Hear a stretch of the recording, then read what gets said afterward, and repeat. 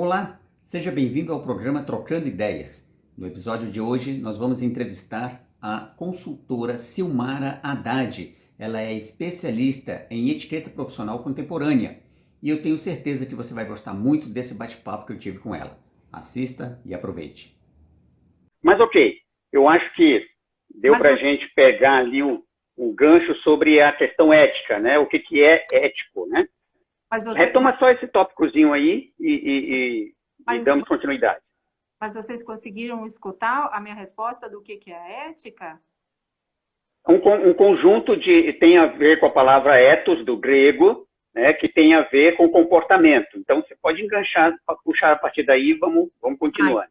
Acho que é bem fácil. Então, só para ficar bem didático, tá? Ethos, então, vem da origem grega, que é ethos, e é um conjunto é uma linha que vai norteando essa questão do comportamento da gente diário. Então, por exemplo, é aquela linha tênue que diz entre o bem e o mal, entre o certo e o errado, o posso ou não posso.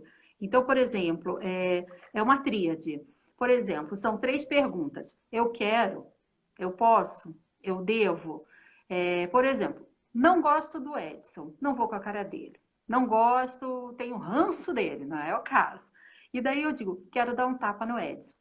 Primeira pergunta, eu quero? Quero. Eu posso? Posso. Eu devo? Opa. Então, ali a gente já freia. Ou então assim, eu quero? Quero. Eu posso? Não posso. Eu devo? Até deveria. São assim, as 3 perguntas, sabe? Que a gente sempre tem que parar, pensar e ver, eu realmente, essa atitude vai ser benéfica para mim? O que eu ganho? Daí já vem outros interesses, porque ela também liga à moral, né? Que é o caráter. Mas, de uma forma bem básica, sempre essa linha tendo entre o certo e o errado, posso, não posso, devo, não devo, tá? Como que isso se ajusta nas empresas, nas relações comerciais? É uma linha que vai, essa questão do devo, não devo, posso, não posso, na questão profissional, tem a ver com o conjunto de regras, de códigos de profissão, por exemplo, um código do Conselho Regional de Medicina, códigos relacionados a profissões em si, dentista, médicos, advogados, esses conjuntos dessas determinadas leis de classes, né, tem a ver com uma conduta ilibada, daí tem a ver com o pessoal, mas tudo que diz respeito a leis, códigos e regras que não são de benefícios próprios e sim coletivos, isso já entra como uma ética profissional de categoria, tá? Vai nortear, lógico, a conduta de um determinado profissional dentro de uma instituição, mas sempre pensando no bem comum, numa determinada missão, numa determinada instituição. Certo. Ficou mais ou menos claro? Ficou claro, sim. Por isso Pode que falar. todas as empresas, por isso que é aconselhado que todas as empresas, independente do seu tamanho, o ideal, o mundo cor-de-rosa, seria que todas as empresas tivessem o seu código de ética, o seu manual do colaborador, o seu código de conduta. Por quê? Para que se evite o não sabia disso, não me falaram isso, não isso. Fica naquele achismo, mas todo mundo sabe, é algo que não precisa ser dito. Precisa, o óbvio precisa ser dito e todo mundo precisa saber que o outro sabe. Então, tem que ter, nem que seja um visto, uma data e uma hora de que aquilo foi entregue, que aquilo foi assinado, no momento que está entrando. Então, assim, para que tudo fique claro. Não que amanhã ou depois acontece alguma coisa, mas eu não sabia. Sim, sabia, junto com os papéis que foram assinados, ou numa grande empresa, num e-mail que você abriu, que daí registra que você leu, que você não pode passar para uma outra página sem ter dado o ok. Então, tudo hoje em dia não é desculpa para dizer que não se leu, sabe? Então, assim, é uma... E tem gente que diz assim, nossa, é muita burocracia. O brasileiro é um pouco assim. Não, isso, eu tenho que assinar alguma coisa, não sei não. Eu acho isso ótimo, porque é sinal que a empresa está querendo se salvaguardar e eu também preciso me proteger. Então, isso demonstra que 50% de comprometimento de ambos os lados. Então, a gente tem que mudar um pouco a visão disso. Eu acho fantástico. Por mais que espere um dia para eu ler, pelo menos estão me dando essa oportunidade, né? Então, a gente tem que mudar um pouco isso. E você acha que existe, em paralelo, um código ético tácito? Olha, Aquele não escrito? a gente sabe que existe, mas é bom que se coloque no papel. Porque o que não está no papel, vai chegar uma hora que ninguém quer imaginar uma situação A, B ou C, e a pessoa vai dizer, mas aonde está escrito? Porque o ser humano, ele é bom para falar essas coisas na hora que o circo está pegando fogo, né? Então, assim, é melhor que sim, que tudo esteja documentado, sabe? Tanto que, por exemplo, eu acredito que nesse momento que a gente está vivendo agora, de mudança mundial, né, de comportamento, que a gente nunca viveu isso, né? Eu acho que a revisão de valores, de missão, de visão da empresa, até porque a gente precisa rever os valores nossos pessoais, quiçá empresariais, eu acho que uma boa revisão de valores vai ser necessário. Não que se mude tudo, não, mas alguns ajustes eu acho que pega bem. Pega bem até por um fortalecimento de marca, porque a gente precisa ficar um pouco mais humanitário. E eu acho que isso conta pontos até não só por uma questão de marketing, mas para humanizar mesmo as relações internas e Mas comerciais. existem muitas empresas, né, Silmara, que têm um código de ética, até por escrito, e que se preocupam mais em questões do ponto de vista de formalizar do que propriamente de implementar. Estou certo ou estou errado? Sim, é isso. Por exemplo, nunca tiveram um código de ética e nunca tiveram um manual do colaborador. Mas é isso que eu falei. Vamos tirar do que já existe, que todo mundo sabe, mas vamos colocar no papel. Mas faça. Algum passo tem que ser feito, sabe? Mas isso aqui todo mundo já sabe. Que bom. Então vamos ler todos juntos, nem que seja um lançamento de algo que todo mundo sabe. Mas uma reunião, sabe, para fazer um lançamento de um manual do colaborador, faça lá, olha, a empresa já tem há tantos anos, o que fizemos aqui é a formalização do que sabemos, vamos ler todos juntos, que bom que isso aqui fica claro, que a gente lembra agora do que a gente sempre exerceu, é uma formalização para os novos colaboradores, é um reavivamento do que a gente sabe, mas é bom deixar em algo palpável, sabe? Porque o ser humano é surpreendente, para o bem e para o mal, né? É verdade. Pessoal, se vocês tiverem alguma pergunta, por favor, é só colocar aí nos comentários e nós vamos respondê-las aqui, né? A gente passa para a Silmara. Silmara, obviamente que quando a gente pensa num código de ética, geralmente se leva para o lado do relacionamento interpessoal dentro da organização, certo? Mas isso extrapola, né? Não está restrito a dentro da nossa relação interna da organização, da empresa. Não. É engraçado, eu tenho escutado ao contrário até ultimamente do que muita gente tem dito, do que você falou. Quando se fala de código de ética, a gente só imagina com um cliente. E daí, quando começa a puxar para dentro, diga, não, é para a gente também? É muito engraçado, tem de tudo, né? Sim, para relacionamentos internos, entre a empresa e também para fora. Bom, vamos lá, só para entenderem. Quando se fala nesse código de ética, eu digo o seguinte, para ficar bem claro. Eu digo que na questão comportamental, existe uma grande pirâmide comportamental dentro das empresas. A pontinha da pirâmide eu chamo de código de ética. É isso, é o que pode, o que não pode, aquilo tudo que a gente está falando, essa questão do ético. O que devo, não devo, o que pode, não pode, o que é aceitável e tal. E com suas devidas punições, né? Porque também tem que saber disso. Porque não adianta, não posso. Por quê? O que vai acontecer, né? Na metade da pirâmide, que é essa questão de conduta, o que se espera do indivíduo dentro da empresa, né? Então, por que precisamos de pessoas com esse tipo de comportamento? Que vai fortalecer a imagem profissional, instituição, né? Da imagem institucional, que é o fortalecimento da marca e tudo. A grande base é o que muito tem se falado de compliance. Não existe, por exemplo, o ano passado, eu fui numa empresa, a convite de uma conhecida minha, que eles estavam querendo colocar, fazer um treinamento e lidando um pouco com essa questão de compliance.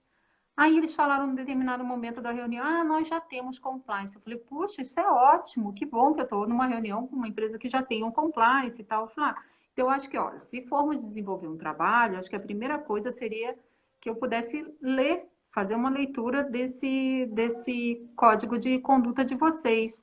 A gente não tem código de conduta.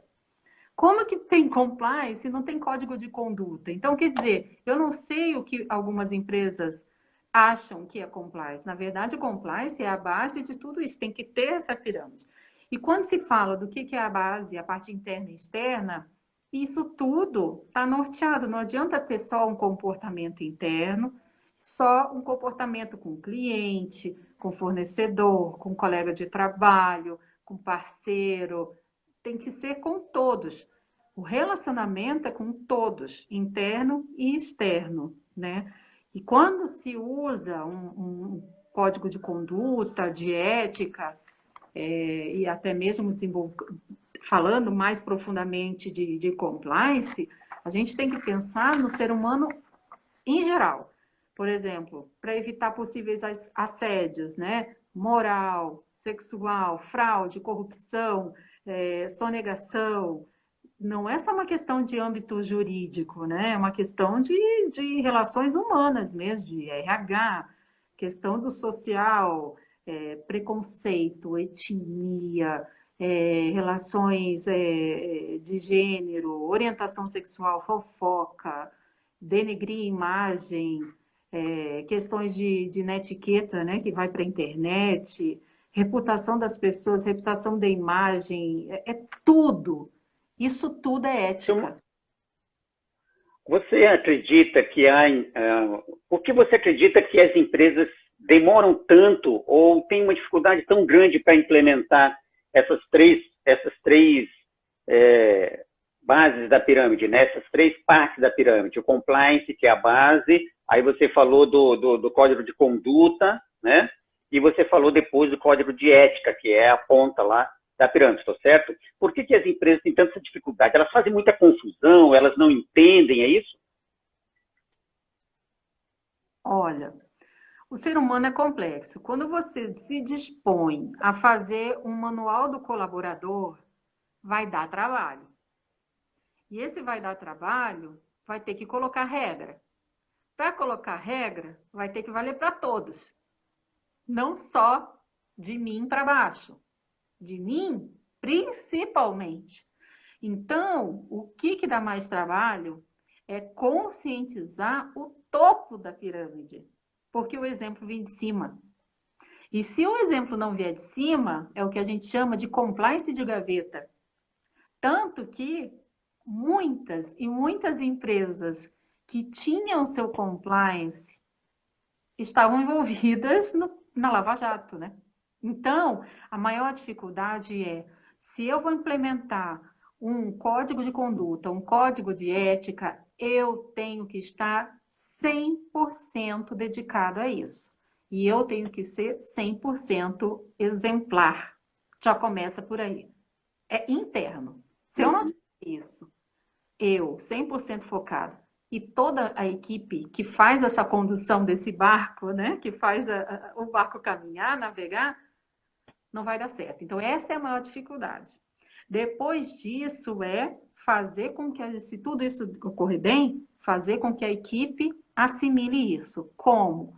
Fazendo conversas, fazendo treinamentos, acompanhando todo esse processo, vendo como é que está sendo essa aceitação, implementando canais de denúncia, tendo saber que, implementando esse canal de denúncia, tem que saber que tem que ter o sigilo 100%, né?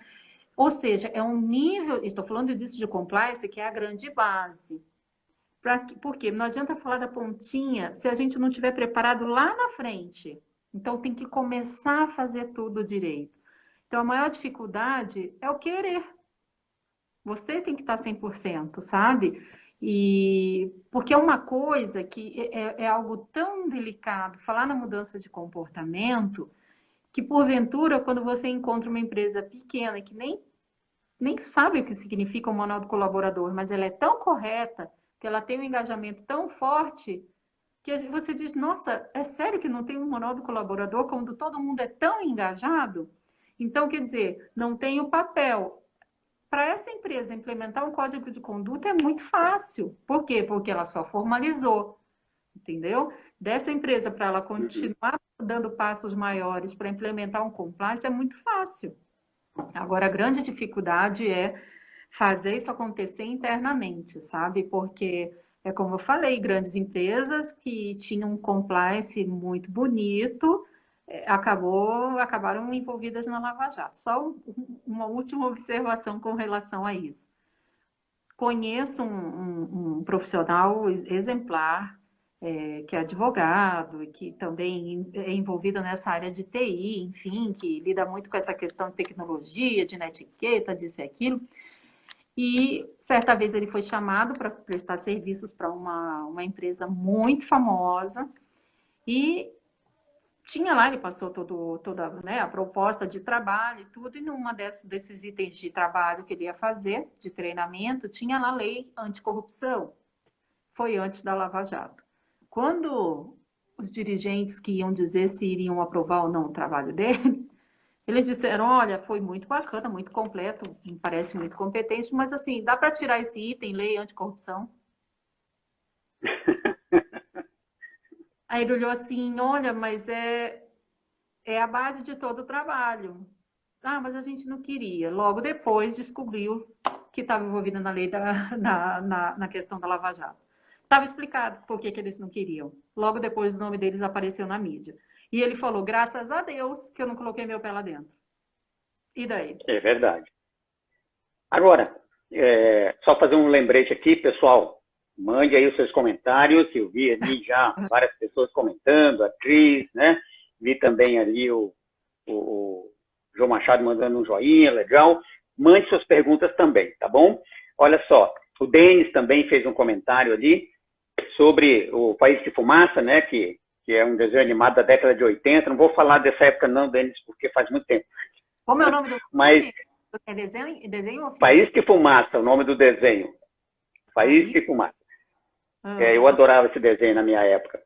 Mas deixa eu te perguntar, você, diante de tudo que você, a tua experiência, e pensando agora do ponto de vista, ou também levando o assunto para a área do consumidor, qual que é a tua percepção enquanto uma empresa, se é possível ela ser ética para com o consumidor e não ética dentro da sua empresa?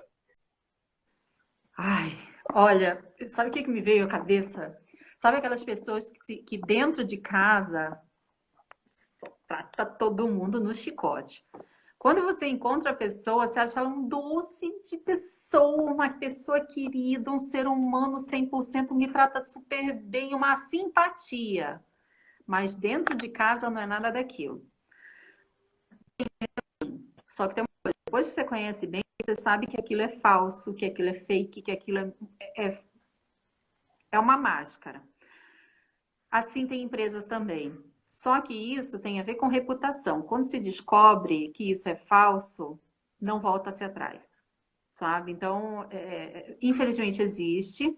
Acho muito difícil hoje em dia uma empresa dessa se manter, principalmente com o advento de internet, né? Então, a pessoa faz uma postagem, a outra diz é isso mesmo, é como se fosse uma ferida. Encostou aquele bisturi, já sai a coisa ruim rapidinho, explode, tá? Essa é a sensação que eu existem ainda, não vamos dizer que não, porque a gente sabe.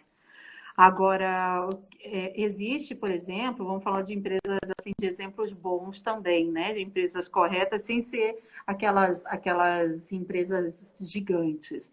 Tem uma amiga minha que estava falando que esses dias foi pedir uma comida assim de delivery, alguma coisa assim. E daí ela pegou e pediu um almoço e veio, acho que um almoço com algum prato errado, alguma coisa assim.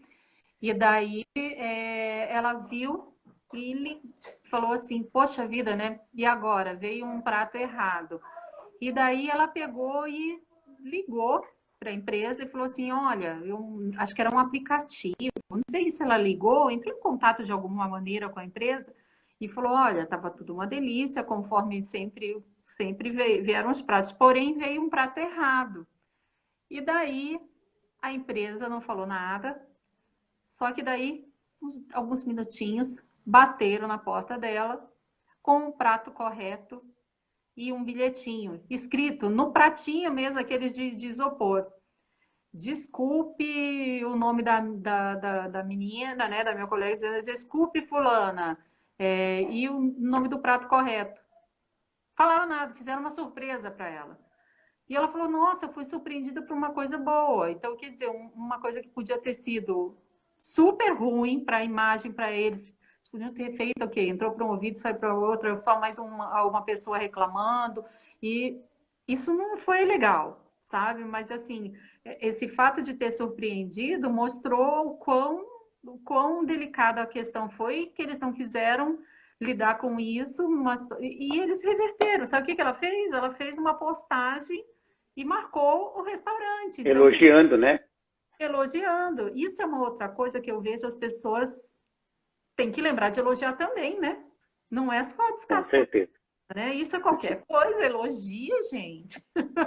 Nessa onda Agora vou te colocar de novo numa outra sinuca de bico aqui. Mas claro que você já está muito acostumado a lidar com situações como essa, ou não a situação em si, mas como orientar. Como lidar com um profissional que age de forma antiética, né, para com os seus colegas ou para com o cliente, né? Então, agiu lá de uma determinada maneira, como é que eu, empresa, como é que eu, gestor, líder dessa pessoa, agora vou lidar com essa situação? Porque vai contra o código de ética, ou vai contra tudo aquilo que a empresa prega, com tudo aquilo que ela preza de reputação, que ela vende de imagem, né, de sua reputação. Então, como lidar com isso? Existem códigos de éticas que falam, que dizem também as consequências. Vai ter uma conversa, vai ter uma advertência, vai ter uma suspensão. Então, assim, tem que ver o que aconteceu e ver se essa atitude se enquadra em quê? Direto numa suspensão, numa advertência num primeiro momento. Houve ele já tem um passado criminal, já tem uma ficha, né? Já tem alguma coisa assim, ou não? A ficha é longa, né? Exatamente, é aquela coisa, poxa vida, lá vem o Edson de novo, mas tinha que ser ele, e dele eu já sabia que podia haver coisa assim. Ou não, nossa, o ético, mas o que... Então, assim, tem que ver questão de reputação, o que foi que ele fez e aonde que foi se enquadrar. Então, assim, são situações e situações, né? Você já viu aquela situação? A gente encontra muito por aí, né? O camarada é rude, é grosso, é um troço, assim, né? E manda pedido errado e não sei o que lá. Só que aí a pessoa fala assim, não, mas ele é bom no que ele faz. Aí não mexe com ele. É aquela coisa. Tem gente, sabe, Edson, que realmente é muito bom tecnicamente, mas é difícil trabalhar. Se essa pessoa... isso eu sei porque tem clientes que dizem assim, Silmara, eu não posso perder essa pessoa pela concorrência, ela é muito boa, só que é insuportável trabalhar com essa pessoa. Eu digo, milagre eu não faço, vamos tentar dar um jeito, vamos conversar e tal, vamos fazer um treinamento, vamos conversar particular, vamos fazer qualquer coisa. E conversa 1, 2, 3, às vezes não dá certo, ou então acaba tendo uma pequena melhoria. Mas às vezes é da natureza e não vai ter jeito, é aquela pessoa que realmente ela é da natureza dela. E parte técnica, ela é muito boa. Aí você tem que ver, peraí, ela é boa no que ela faz ou ela conseguiria fazer bem o que ela faz numa outra área também, de repente? Ou seja, vamos isolar ela de alguma maneira? Se não, a gente tem que mudar o olhar, assim, vamos tentar ver o que ela tem de melhor e tentar relevar essas coisas. Então, assim, tem que tentar de várias maneiras, Se não der certo de jeito nenhum, for absolutamente insuportável, daí vamos ter que pleitear uma outra pessoa, né? Mas existe, sabe? Mas às vezes ainda dá sim. Tem gente que muda com uma conversa, com um treinamento, às vezes particular, e tem outros que às vezes a gente tem que treinar a equipe para vê-lo com outros olhos. É incrível. Tem de tudo. Hoje eu vi uma postagem, Silmara, do professor Nailor Marques, né, que eu acredito que você conheça. Ele fez uma postagem muito interessante onde ele disse o seguinte: ele colocou uma foto de uma caixinha de morangos, e quando a gente vai comprar morangos, o que acontece sempre? A gente vai lá comprar o morango, aí tem aquele morango bonito, né, sobre a caixinha, né, e depois por baixo está um morango menor, e em alguns casos até já meio passado, né. E aí a pergunta que o professor Nailor fez foi o seguinte: parafraseando aqui, não foi exatamente essas palavras, né, mas enfim, ele disse o seguinte: qual é o maior problema? É eu vender para o meu cliente uma caixa de morangos que não é aquilo que ele está comprando, ou comprar do meu fornecedor uma caixa de morango que eu sei que não é aquilo que o meu cliente quer? Todos os fornecedores vendem esse tipo de caixa? Exato, uma ótima pergunta. Olha, a sensação que eu tenho é que todos, viu? Porque eu nunca vi nenhuma caixa de morango. Mas eu já pergunto por aí, já começo lá em cima, porque eu também tenho essa sensação. Então, assim, tem situações que, sinceramente, é o que temos, né? A gente não Mas será que a gente é uma coisa cultural? A gente não consegue mudar isso? Ai, a gente tenta, mas nessa situação eu já começo a perguntar: tem fornecedor que tem outro tipo de caixa? Porque, olha, eu não sei, viu?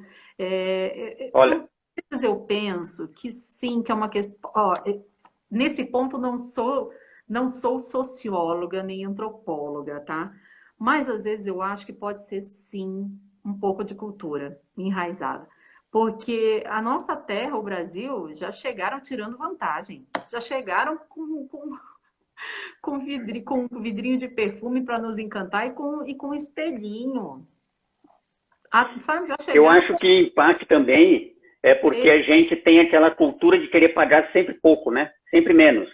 Então, para pagar menos, a gente aceita até um determinado limite de subterfúgio, né? Talvez a gente tenha isso dentro da gente enquanto cultura, né? Não, tá, tudo bem. Porque você vai num americano, por exemplo, ele paga, sei lá, $10 numa caixa de morango, mas ele sabe que ele vai receber todos os morangos bonitos, todos os morangos em ordem. Ele não vai encontrar lá uma caixa de morango com metade dos morangos com tamanho diferente, né?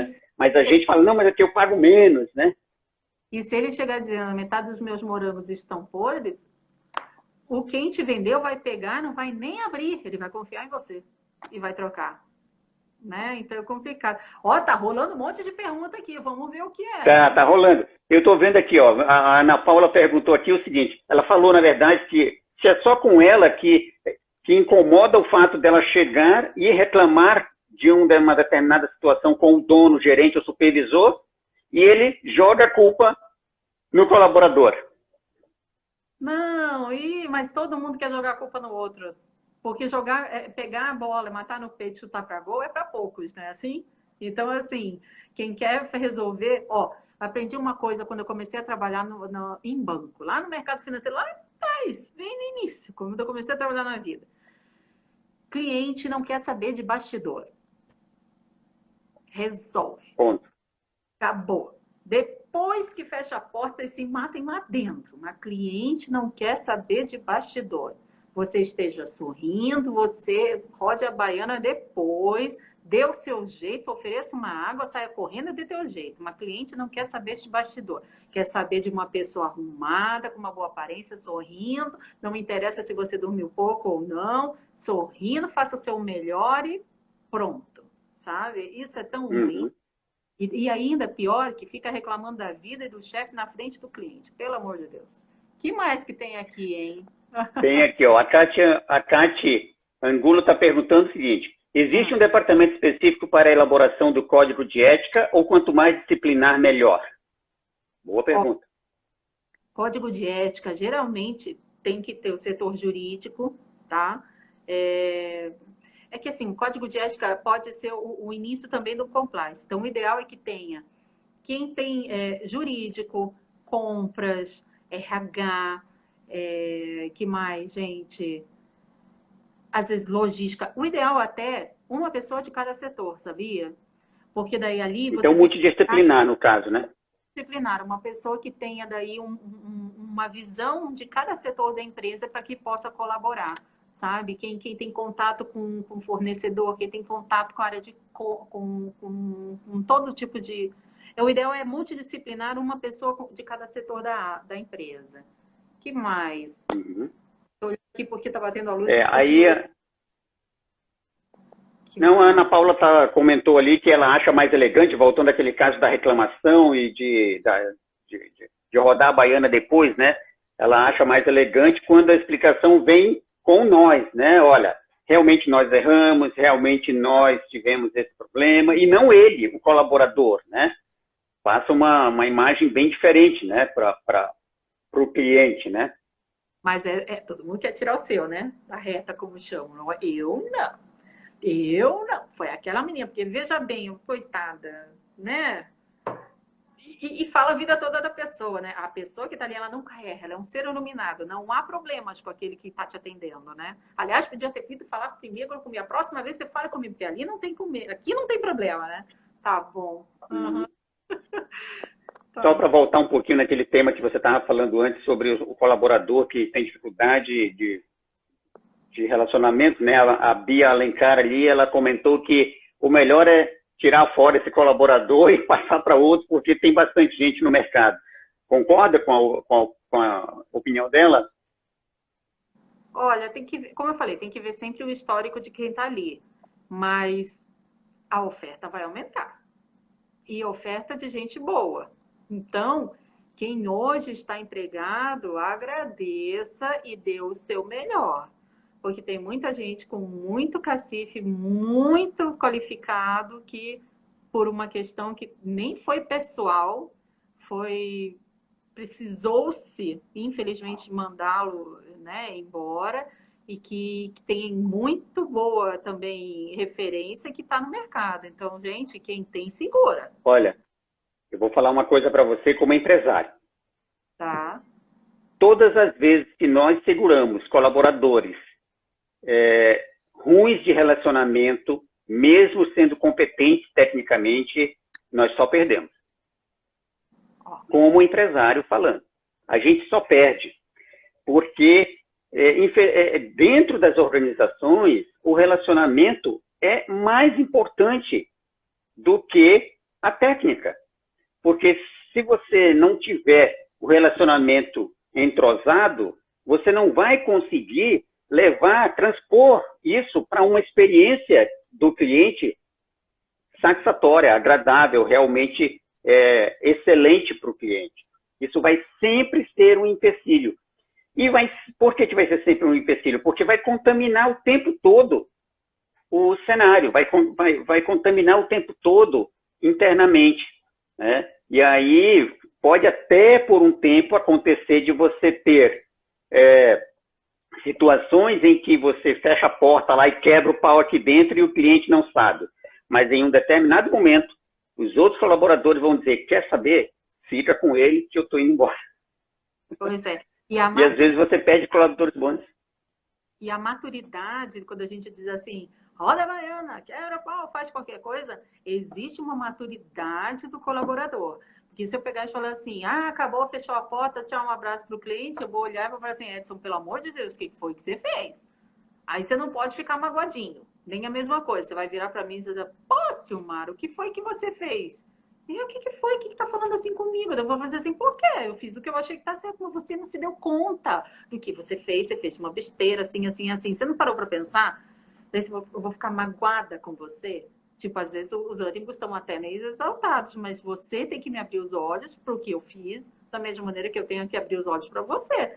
A gente pode até sair meio estressado dali. Pronto, no dia seguinte, vai para casa, pensa, e no dia seguinte diz assim, Edson, desculpa se eu me exaltei, mas assim, não é que eu fiz besteira mesmo? Então, assim, a gente tem que também ter a humildade de aí falar, sabe? Agora, não de ficar... Eu digo que nas empresas tem a geração dos magoadinhos, né? Por favor, né? Vambora sair do jardim da infância. É verdade. O Denis até fez um comentário ali sobre a ética que de um desenho animado chamado Ratatouille, acho que vários aí já assistiram, né? Do ratinho que está no restaurante, e a ética dele, né? Então, em qualquer situação, em qualquer ambiente, a ética tem que estar acima de tudo, né? Isso é fundamental, né? Verdade. Eu quero... nosso tempo aqui já está esgotado, o Instagram aqui, provavelmente, o que tiver agora daqui para frente é lucro, né? Mas, assim, eu queria que você... como que é, tem uma pergunta, comunicação é um fator essencial no momento das relações interpessoais. Isso é verdade. Sem relacionamento não dá para se construir, não é, Silmara? Ainda mais pensando aí em relação a comportamento, né? Gente, comunicação é tudo, inclusive a não verbal. É preciso, às vezes, ficar quieto. Tem alguns estudiosos que dizem que 80% da nossa comunicação é não verbal. Às vezes a pessoa está falando, você está quieta, mas você só dá uma olhadinha para o outro tem que entender, como quem diz, fica quieto. Sabe aquela olhadinha de mãe? É por aí, sabe? Me lembra uma cena do filme O Poderoso Chefão, acho que o primeiro, que ele está numa reunião e ele tem um filho lá que gosta de falar bastante, tal, e ele só dá uma olhada para o filho, passa um pouco, só dá uma olhada, eu falei, meu Deus do céu, quando ficar só os dois, alguém vai levar um puxão de orelha feroz. Então a gente tem que saber também que a gente tem 2 olhos, 2 ouvidos e uma boca. A gente morre pela boca, às vezes. Eu acho que assim, verdade. É pensar, refletir e, sobretudo, olhar para dentro e dizer assim, tá, eu fiz algo errado, então vou ter que arcar com as consequências. O que é o certo e o que é o errado. O que eu fiz e mereço aplausos e também sei que mereço, não vou cobrar também, né? Mas, e se fiz alguma besteira, reconheço que fiz e vou ter que melhorar. Porque tem gente que sabe que fez, reconhece e continua com a crítica para cima, né? Então, isso é difícil. Qual o seu conselho para um profissional que está em uma empresa e ele percebe que a empresa está apresentando comportamentos antiéticos? Continue observando se você realmente conseguir ter mais evidências de que isso está acontecendo, reveja a sua vida toda, né? O que você quer para a sua vida e comece a ampliar os horizontes em busca de algo diferente para você. Porque se você vai numa empresa que é completamente contrária à direção do que você acredita, uma hora a corda história geralmente é no mais fraco, ou seja, em quem não acreditava na proposta, no propósito do outro. Então, assim, é bom, primeiro, ir atrás de outros indícios, e segundo, rever a sua vida para saber o que você quer e, procurar sair fora. Tá. Porque se você Silmara, você Como? De repente estoura alguma coisa maior e você está lá no meio daquela confusão, né? Então... E aí sobe para você, né? Exatamente. Silmara, eu quero agradecer de coração a sua participação aqui no nosso Troca de Ideias. Foi muito bom. Eu tenho certeza que, se deixar, a gente vai conversar aqui muito tempo ainda, né? Mas eu queria que você desse a sua palavra final, deixasse o seu contato, né? Quem quiser saber mais sobre esse tema e outros que você trata, né? Então, que você possa dar aí sua palavra final e para o nosso público aí. Gente, sejam fiéis aos valores de vocês, aos valores éticos, mesmo que hoje em dia algumas coisas que são corretas sejam tidas como caretas, ultrapassadas. Não, sejam fiéis ao que vocês acreditam, com fortaleza de opinião e continuem firmes nesse propósito. Mesmo que muitos achem que isso não é correto, faça o que vocês acreditam.